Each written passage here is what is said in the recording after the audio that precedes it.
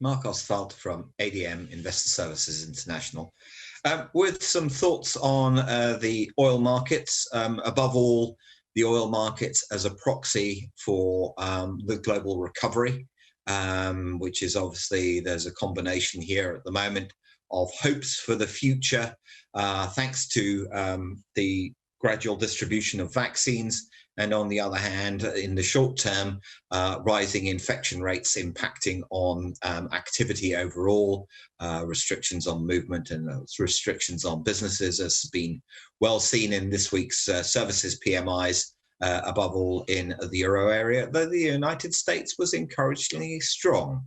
Be that as it may, the combination of the vaccine hopes and the official move to transition to the Biden government has seen oil prices, as per my first chart today of the WTI oil crude future, spike higher. We're now well above the $45 mark, and well above the levels which we reached at the last peak back in August.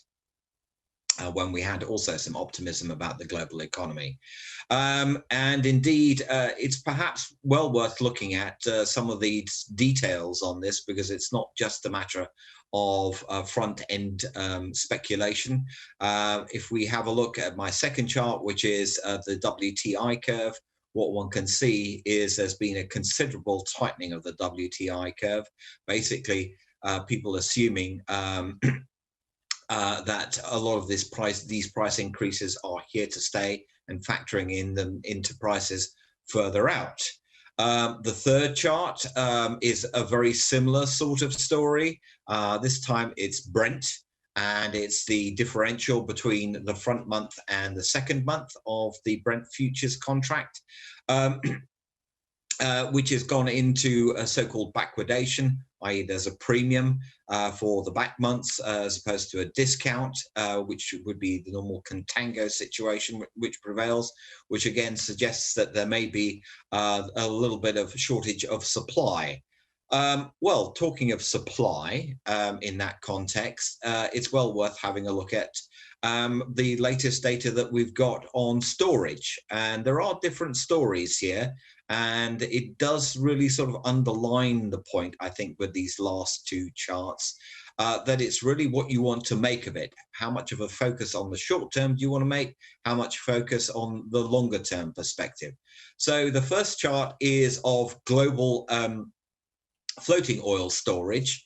The data comes from Vortexa, and as one can see, the white bars on there are the floating oil storage in 2020.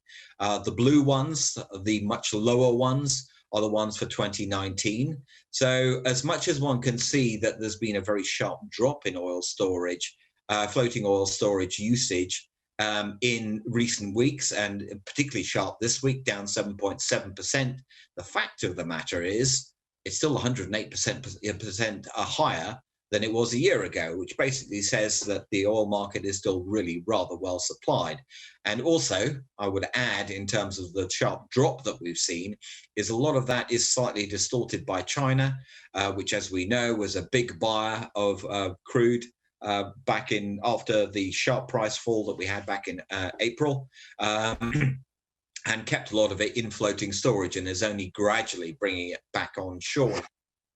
So that basically doesn't really sort of, it tells us that we're well supplied, even if the picture of a drawdown is actually quite encouraging. The final chart, however, is a more interesting one, because it's about the US Cushing inventories.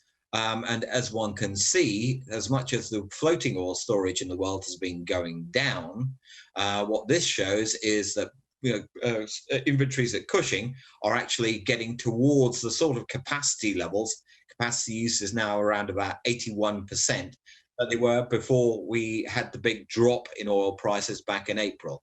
So a positive story in terms of outlook, but nevertheless, there are some signs there that we may not necessarily have quite as positive a backdrop as people think. And those are the thoughts for this week.